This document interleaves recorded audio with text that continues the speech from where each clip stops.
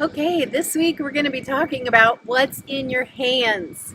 And to start off today, we're going to look at giving from obedience. And if you're like me, when you think about giving from obedience, the first person that comes into my mind is Abraham. Yes, God told him he was going to have a son, and he waited and waited and waited for years to have that son. Then he had Isaac, and a couple 10, 20, 30 years later, God says, I want you to offer your only son, Isaac. Oh, God. Okay, we're going to come back to that. Let's look at Mark 11. Jesus sent the disciples and he said, there's a man and he has donkeys. Tell him that the master has need of them and he's going to give you a donkey.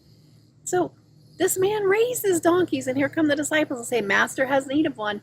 He gives them a donkey.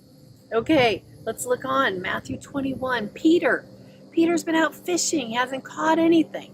Jesus comes and he's preaching to the people, and the people keep pressing in and pressing in. And Jesus is like, can I borrow your boat? Kind of like this one.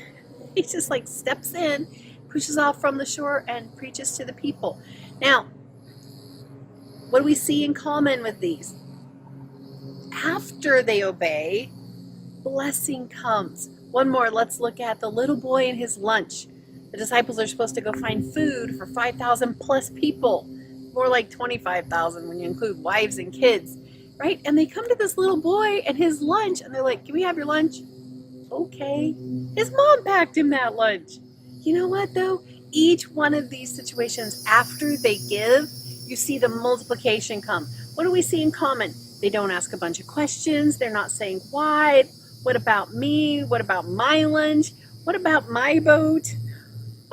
So after they give, what happens? We see from Isaac had Jacob and Esau, and from Jacob we have the 12 tribes of Israel, all the people of the world, all of the nations of Israel that were blessings, the sand of the seashore, just like God had promised. And we see Peter, and it says that afterwards Jesus said, go launch out into the deep, and he said, I haven't caught anything. He said, try again, and he catches a boatload full of fish.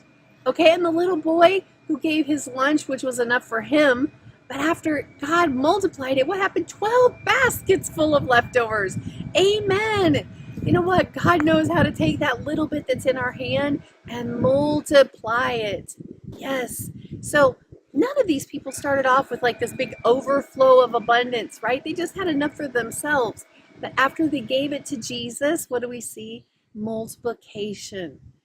That multiplication starts when we take what's in our hands and we give from obedience. So going the second mile. Don't tell me you don't have anything in your hand. All of us have something in our hand.